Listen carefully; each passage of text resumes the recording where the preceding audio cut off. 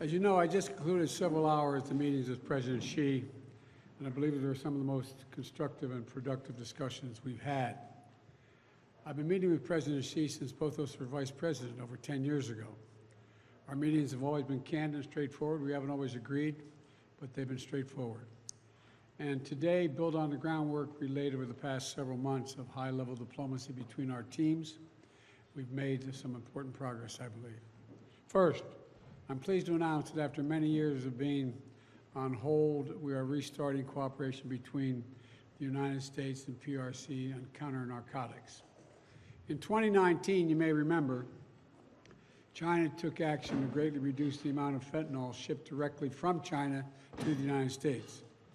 But in the years since that time, the challenge has evolved from finished fentanyl to fentanyl chemical ingredients and pill presses, which are being shipped without control. And by the way, some of these pills are being inserted in other drugs like cocaine. A lot of people are dying. More people in the United States between the ages of 18 and 49 die from fentanyl than from guns, car accidents, or any other cause, period. So today, with this new understanding, we're taking action to significantly reduce the flow of precursor chemicals and pill presses from China to the Western Hemisphere. It's going to save lives, and I appreciate President Xi's commitment on this issue. President Xi and I tasked our teams to maintain a policy and law enforcement coordination going forward to make sure it works. I also want to thank the bipartisan congressional delegation to China, led by Leader Schumer, in October, for supporting this effort so strongly. Secondly, and this is critically important, we're reassuming military-to-military contacts, direct contacts. As a lot of you press know who follow this, that's been cut off, and it's been very worrisome. That's how accidents happen, misunderstandings. So we're back to direct, open, clear, direct communications on a direct basis. Vital miscalculations on either side can cause real trouble with a country like China or any other major country. And so I think we're made real progress there as well. And thirdly, we're going to get our experts together to discuss risk and safety issues associated with artificial intelligence. As many of you who travel with me around the world, almost everywhere I go, every major leader wants to talk about the impact of artificial intelligence. These are tangible steps in the right direction to determine what's useful and what's not useful, what's dangerous and what's acceptable. Moreover, there are evidence of cases that I've made all along. The United States will continue to compete vigorously with the PRC, but will manage that competition responsibly so it doesn't veer into conflict or accidental conflict. And where it's possible, where our interests coincide, we're going to work together like we did on fentanyl. That's what the world expects of us. The rest of the world expects, not just in people in China and the United States, but the rest of the world expects that of us. And that's what the United States is going to be doing. Today, President Xi and I also exchanged views on a range of regional and global issues, including Russia's refusal and brutal war to stop the war and brutal war of aggression against Ukraine and conflict in Gaza. And as I always do, I raised areas where the United States has concerns about the PRC's actions, including detained and exit-banned U.S. citizens, human rights, and coercive activities in the South China Sea. We discussed all three of those things. I gave them names of individuals that we think are being held, and hopefully we can get them released as well. No agreement on that. No agreement on that. I also stressed the importance of peace and stability in the Taiwan Straits. It's clear that we object to Beijing's non-market economic practices and that disadvantage American businesses and workers, and that we'll continue to address them. And I named what I thought a number of those were. I welcome the positive steps we've taken today, and it's important for the world to see that we're implementing the approach in the best traditions of American diplomacy. We're talking to our competitors, and the key, and just talking, just being blunt with one another, so there's no misunderstanding, as a key element to maintaining global stability and delivering for the American people. And in the months ahead, we're going to continue to preserve and pursue high-level diplomacy at the PRC in both directions to keep the lines of communication open, including between President Xi and me. He and I agreed that each one of us could pick up the phone, call directly, and would be heard immediately. And that's, now I'd like to be able to take some questions, if I may. And I'm told that Dimitri of the Financial Times has the first question. Thank you. And as an Irishman, I apologize for bringing the rain. Well, holy God, I wouldn't have called on you if I'd known that. No, I'm teasing. Go ahead, fire away, Dimitri. President Biden, given that America is playing a key role in two major global crises, in Ukraine and in Gaza, does that alter your previous commitment to defend Taiwan from any Chinese military action? And did Xi Jinping outline the conditions under which China would attack Taiwan? Look, I reiterated what I've said since I've become president, what every previous president of late has said, that we maintain the agreement that there is a one China policy, and that I'm not going to change that. That's not going to change. And so that's about the extent to which we discussed it. Next question, sorry, was Bloomberg. It appears, among other issues, that your agreement with President Xi over fentanyl will require a lot of trust and verification to ensure success, curbing those drug flows. I'm wondering, after today, and considering all that you've been through in the past year, would you say, Mr. President, that you trust President Xi? And secondly, if I could, on Taiwan, you and your administration officials have warned President Xi and China about interference in the upcoming elections. I'm wondering, what would the consequences be if they do, in fact, interfere in those elections? Well, I may have had that discussion with him too, made it clear I didn't expect any interference, any at all. And we had that discussion as he was leaving. Look, do I trust you? I trust but verify, as that old saying goes. That's where I am. And, you know, we're in a competitive relationship, China and the United States. But my responsibility is to make this rational and manageable, so it doesn't result in conflict. That's what I'm all about. That's what this is about. To find a place where we can come together and where we find mutual interest that, but most importantly, from my perspective, that are in the interest of the American people. That's what this is about. And that's exactly what we'll do. You know, we're in a situation where we agreed that fentanyl and its precursors will be curbed substantially, and the pill presses. That's a big movement. They're doing that, and by the way, you know, I guess I shouldn't identify where it occurred, but John, I know two people near where I live. Their kids literally, as I said, strange, they woke up dead. Someone had inserted in, whether the young man did or not, inserted in a drug he was taking, fentanyl. Again, I hope you don't have any experience with knowing anyone, but this is the largest killer, people in that age category. And, you know,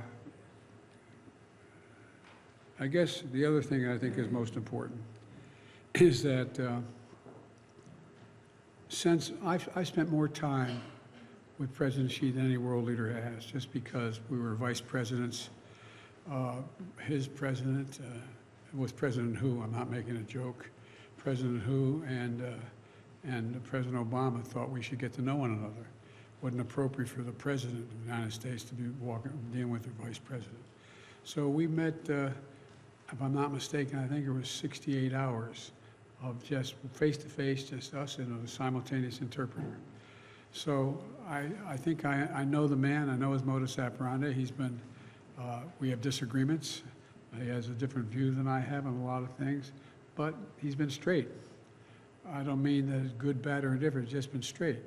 And so, you know, we, as I said, the thing that I find most assuring is he raised, and I fully agree, that either one of us have any concern, Mr. Ambassador, any concern about anything between our nations or happening in our region, we should pick up the phone and call one another, and we'll take the call. That's an important progress. I am embarrassed. I think it's CBS, but I can't remember who is CBS. I'm sorry. Mr. President, Judge Day. Sorry. I apologize. You continue to stress the need to ensure competition with China does not veer into conflict or competition. In the past 2 years, there have been 180 incidents of Chinese aggression against U.S. aircraft in the Indo-Pacific, and of course, ramped up military activity in the South China Sea. If that does not count as veering into competition, then what does? And did you issue a warning against that? Well, first of all, none of it did end up in a conflict, number one. Number two, you may recall I did a few little things like get the Quad together, allow Australia to have access to new submarines, moving in the direction of working with the Philippines. So our actions speak louder than our words. He fully understands. And because of the news of the day, sir, I do have a question about the idea of trade on the Al-Shifa hospital, as it tries to contain and take out the Hamas that is there. This week, you also said that we must protect hospitals. So when you weigh the target against the number of civilians inside the hospital, is the operation underway justified?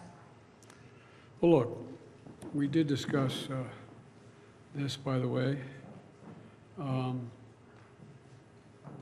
we can't let it get out of control. Here's the situation. You have a circumstance where the first war crime is being committed by Hamas by having their headquarters, their military, hidden under a hospital. And that's a fact. That's what's happened. Israel did not go in with large number of troops, did not raid, did not rush everything down. They've gone in, and they've gone in with their soldiers carrying weapons, their guns. They were told, let me be precise. We've discussed the need for them to be incredibly careful. You have a circumstance where you know there is a fair number of Hamas terrorists. Hamas has already said publicly that they plan on attacking Israel again, like they did before, do everything cutting babies' heads off to burning women and children alive. And so the idea that they're going to just stop and not do anything is not realistic. This is not the carpet bombing. This is a different thing. They're going through these tunnels. They're going in the hospital.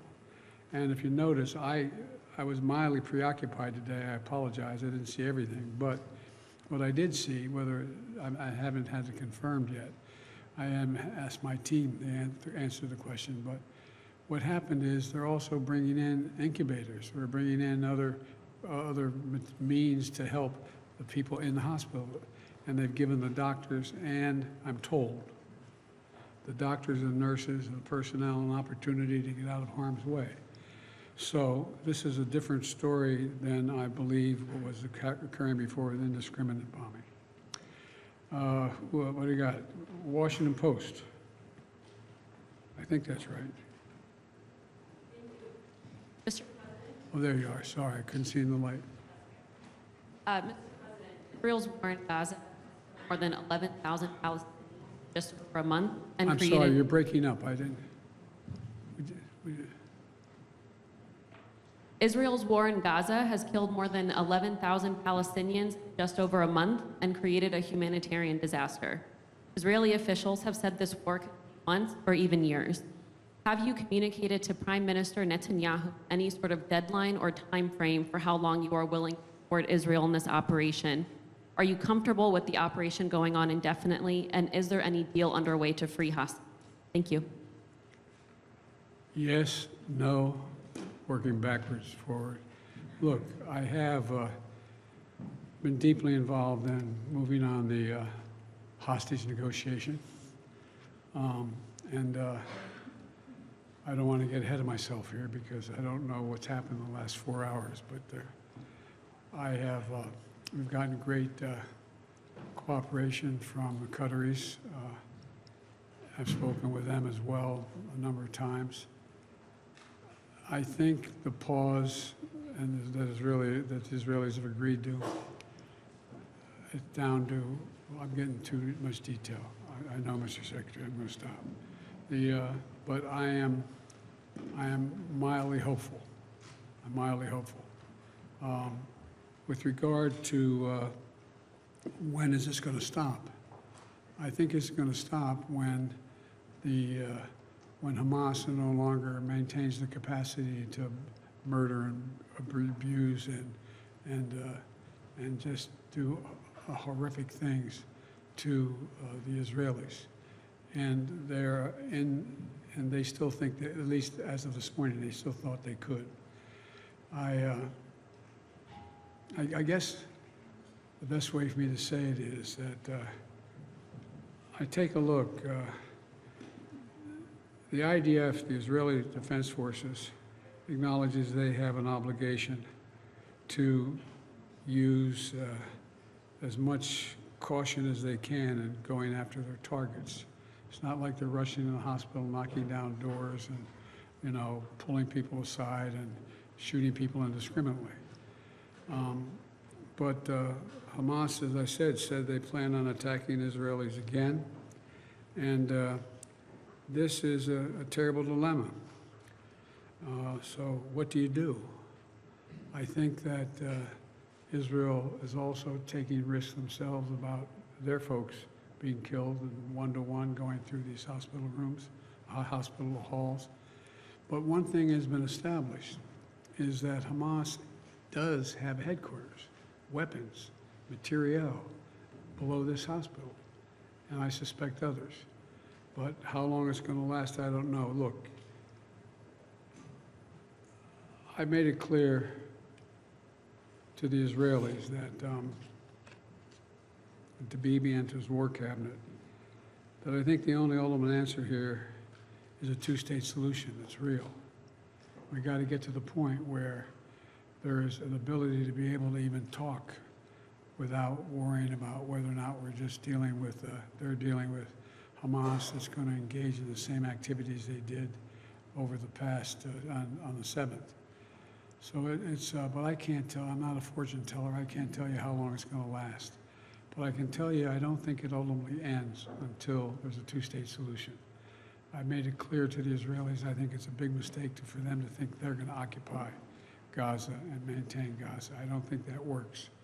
And so I think you're going to see efforts to bring along, well, I shouldn't go into any more because that's been things I've been negotiating with Arab countries and others about what the next steps are.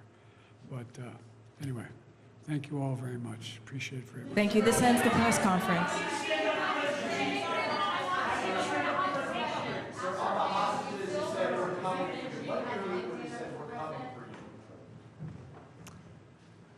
When Hamas said they plan on doing the same thing again, what they did on the 7th. They're going to go in, they want to slaughter Israelis. They want to do it again. They've said it out loud. They're not kidding about it. They're not backing off. And so I just asked a rhetorical question. I wonder what we would do if that were the case. On the hostages, though, you said we're coming for you. What do you mean to the American hostages when you said, Oh. hang tight, we're coming for you? What I meant was I'm doing everything in my power to get you out. Coming to help you, to get you out. I don't mean sending military in to get them. Is that what you thought I might mean? No. I was not talking about the military. I was talking about we're on our mind every single day, 5-6 times a day. I'm working on how I can be helpful in getting the hostages released and have a period of time where there's a pause long enough to let that happen. And there are somewhere between 50 and 100 hostages there, we think. And sir, one's a 3-year-old American child. You're darn right it is. That's why I'm not going to stop till we get her.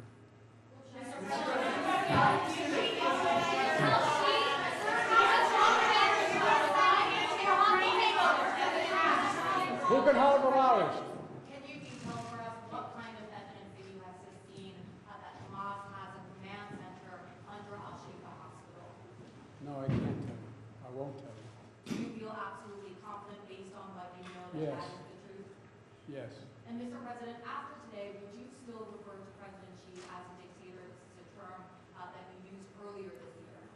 look, he is. I mean, he's a dictator in the sense that he is a guy who runs a country that is a communist country that's based on a form of government totally different than ours. Anyway, we may Tell us, stop this corruption.